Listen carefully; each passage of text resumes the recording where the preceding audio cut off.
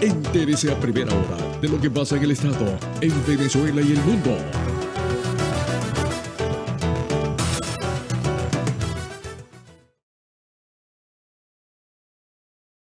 Amigas, amigos, con el programa del día de hoy. Recuerden que ustedes son los protagonistas de esta historia. Transmite todos los días, de lunes a viernes, a partir de las 7 y con repetición después de las 10 de la noche a través de Telesol e Imagen de Sucre. También tenemos el streaming www.telesoltv.com. Las redes sociales, tanto en Twitter como en Instagram, son Telesol TV, @Telesol TV y también @de Noticias 24. Si quieres pertenecer al grupo de WhatsApp, nos envía una información, nos envía su información y usted también está perteneciendo al grupo de WhatsApp de Noticias 24. Para adelantar, hoy miércoles vamos a entrar en materia con nuestro invitado. Él es el profesor William Figueroa, directivo nacional de la Federación Venezolana de Maestros. Ahí lo tenemos con nosotros. Gracias, William, por estar y por venir al programa. Y queríamos comenzar con esta conversación tomando en enero, creo que fue el 9, algo de enero comenzó todo esto, o por lo menos se empezó a visualizar en la calle la situación de las protestas, porque ya no da más los sueldos de los educadores. Hasta este momento, ¿cómo está la situación, William? Bueno, gracias, Miki, por invitarme pues, a este prestigioso programa de Noticias 24. En verdad que agradecido de estar contigo hoy y poder llevar esta voz hacia, no tan solo a los educadores, sino a los padres, madres, representantes que están muy pendientes de la situación que está pasando y la sociedad civil en general. Porque esta es una situación que no tan solo afecta al personal educativo, sino a todos los trabajadores dependientes de la Administración Pública Nacional.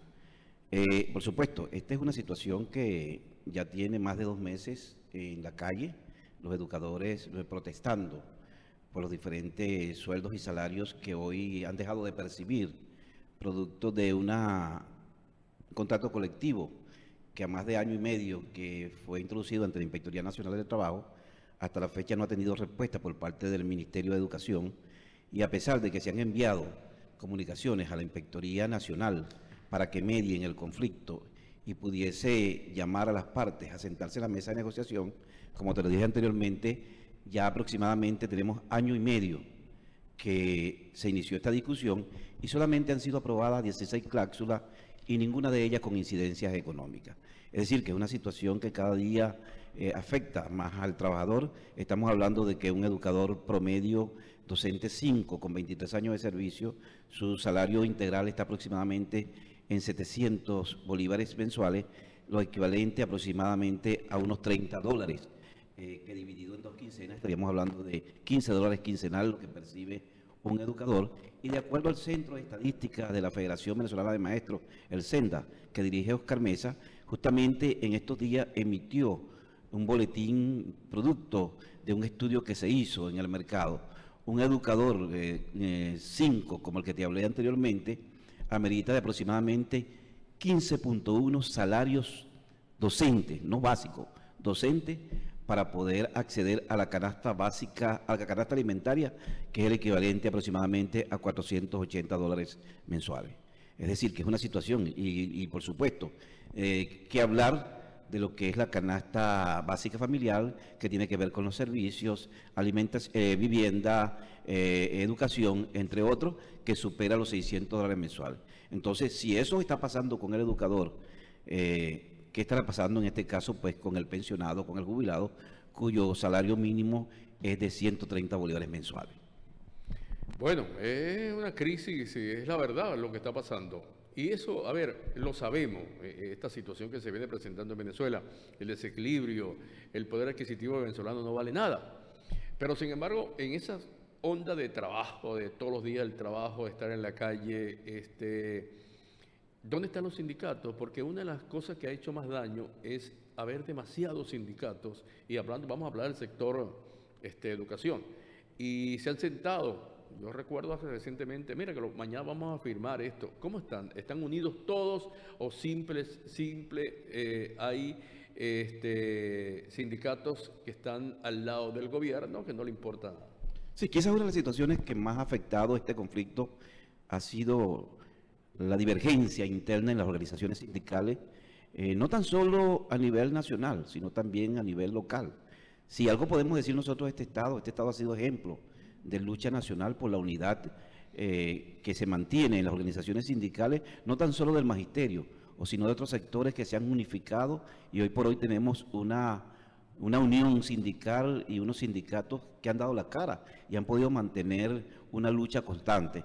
Y por supuesto, esto es uno de los estados ejemplo a nivel nacional de aproximadamente 5 estados que se han mantenido en esa lucha férrea, en esa lucha genuina.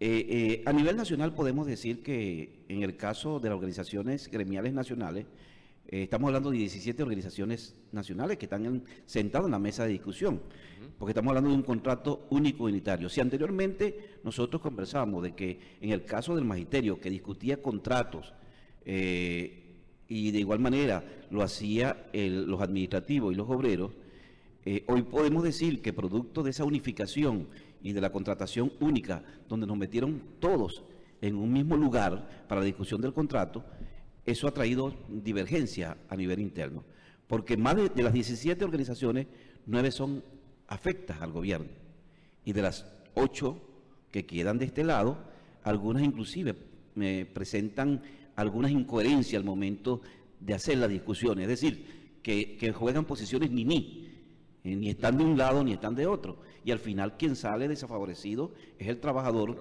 porque no se ponen de acuerdo para unificar el criterio.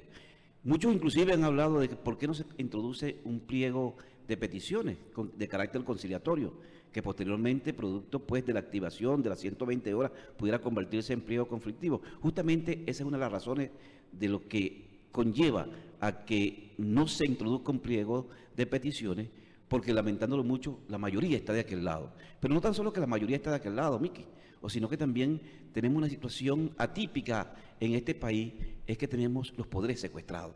Nosotros hemos introducido en los últimos meses, desde que comenzó el año, 3 comunicaciones al inspector del trabajo para que llame a las partes, y no ha habido respuesta alguna.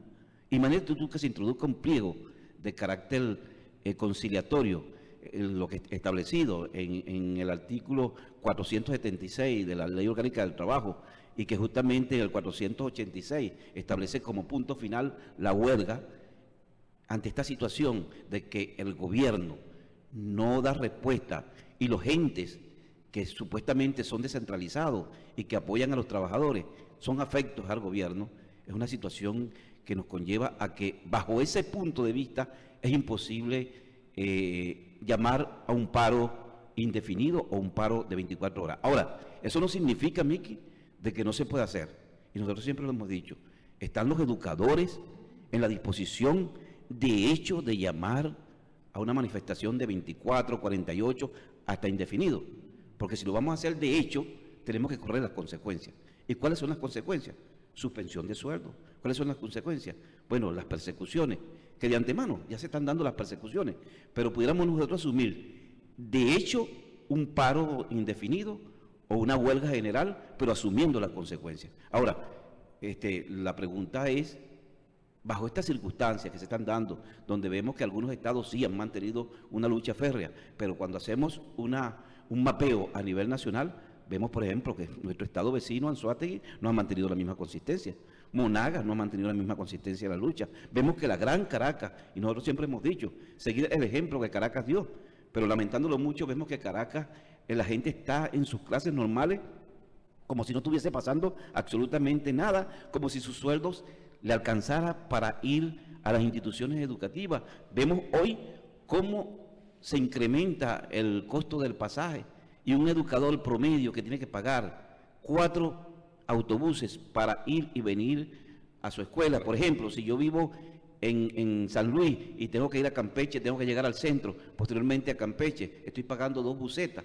Es decir, que estoy pagando aproximadamente 20 bolívares diarios. Cuando esto lo multiplica por 20 días hábiles, eso llega a los 400 bolívares mensuales. Entonces, ¿qué está pasando? Yo, educador, estoy subsidiando al gobierno, porque lo que estoy percibiendo no me alcanza para comer, simplemente para pagar el pasaje, y encima de todo eso me exigen que tengo que ambientar las instituciones educativas, que tengo que acompañar o ayudar en lo que es el aseo de la institución.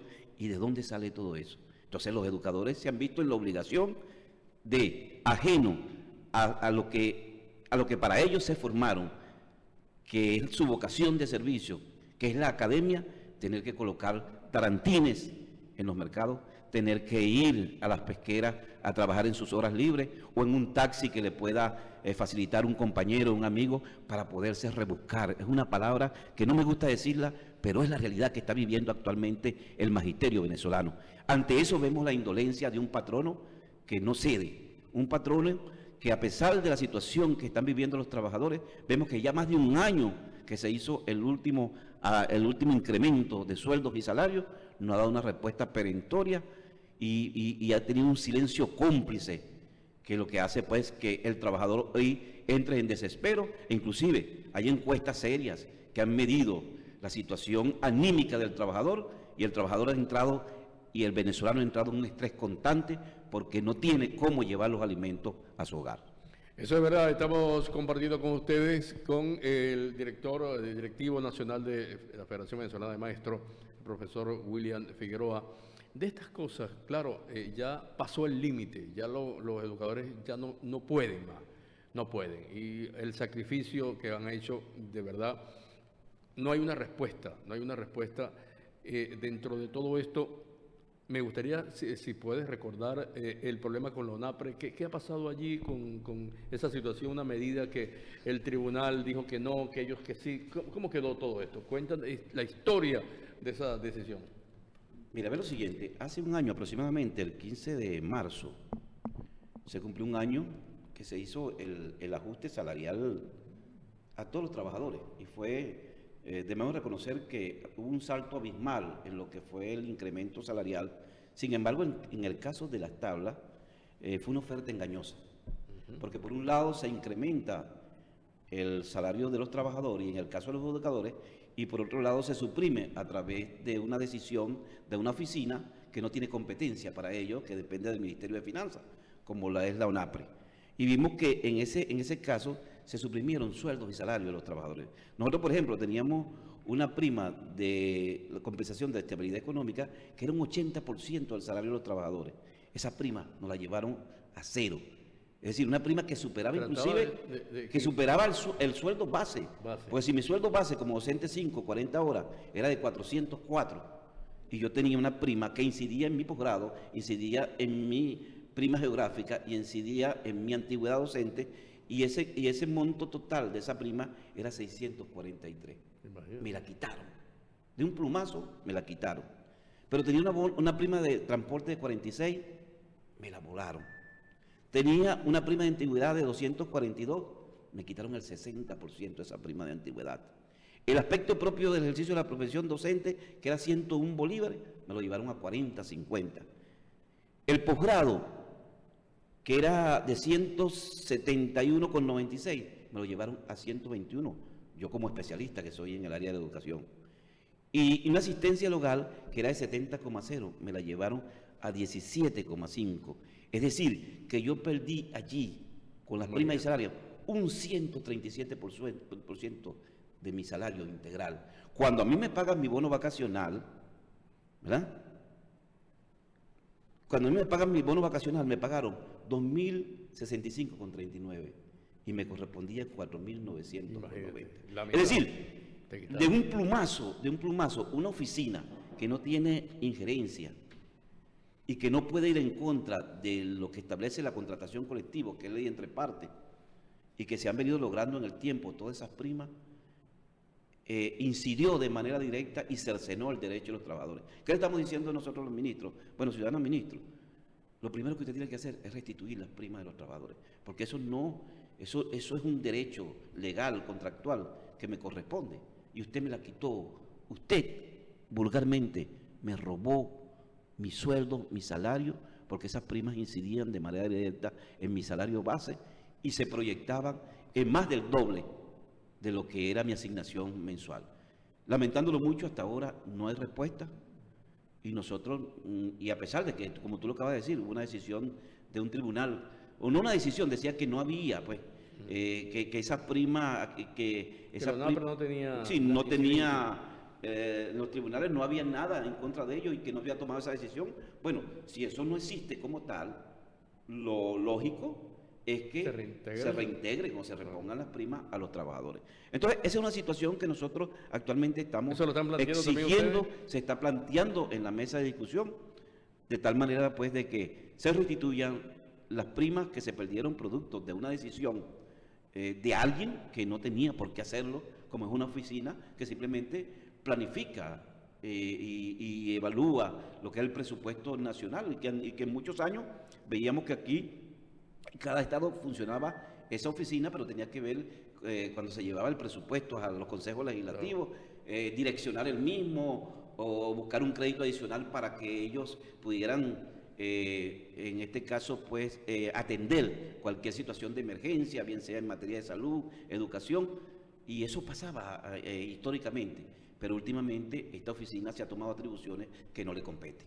Bueno, estamos con nuestro invitado William Figueroa. De verdad que la centralización ha hecho mucho daño en este sentido, porque también recuerdo mucho tiempo atrás un educador que trabajaba que dependía del Estado Sucre ganaba más que uno nacional. Sí, mira, y justamente aprovecho la oportunidad de que tú acabas de plantear eso, y lamento que en aquel momento el gobernador Edwin Rojas tomó esa decisión, una decisión que afectó a más de 6.000 educadores aproximadamente, entre activos y jubilados. Y digo que lamento porque en el caso de Bolívar, el gobernador del estado, al ver que cuando transferían al trabajador del estado Bolívar a la nación perdía los beneficios, paralizó la transferencia porque no quería desmejorar a sus trabajadores. Eso debió hacer Edwin Rojas en ese momento y Atilano, que era en aquel momento la jefa de personal, que fueron los responsables de esa situación, porque allí se perdieron, por ejemplo, un educador estadal tenía el incremento rural y la prima geográfica, era un 20% si estaba en Araya, y sobre ese 20%, si tenía 10 años más, otro 20% que era un 40%, y si cumplía 30 en el sector, tenía un 60%, es decir, que tenía beneficio. La caja de ahorro, de un plumazo, acabaron con la caja de ahorro. Los docentes nocturnos tenían una serie de beneficios de un 30%, acabaron con los docentes nocturnos. Es decir, una serie de beneficios. Nos podíamos jubilar aquí en el estado con 16 años, que eso se había logrado producto de la contratación colectiva, Miki. Sin embargo, eso lo acabaron con un plumazo. Y nosotros enviamos información. Aquí vino el jefe de personal a nivel nacional. Nos reunimos con todas las partes. Personalmente yo fui al Ministerio de Educación, me reuní con la directora de Asuntos Gremiales a nivel nacional. Y hasta la fecha, inclusive, todos los trabajadores salen en la nómina Gobernación de Estado y por lo tanto no pueden ser jubilados porque no tienen un código que le permita a ellos direccionarlo hacia qué institución van. Entonces, actualmente el trabajador migrado está en un limbo jurídico donde los directores, sus directores perdieron sus primas, donde ese personal que fue migrado, actualmente, pues, muchos de ellos llegaron a tener sueldo mínimo, porque se les desconoció su posgrado. Otros que tenían posgrado, entonces se le aparecía el posgrado por la misma situación del contrato colectivo que establecía que en el caso del Estado Sucre, tú podías acceder a la categoría docente 6 sin necesidad de tener un posgrado, simplemente con un curso de nivelación.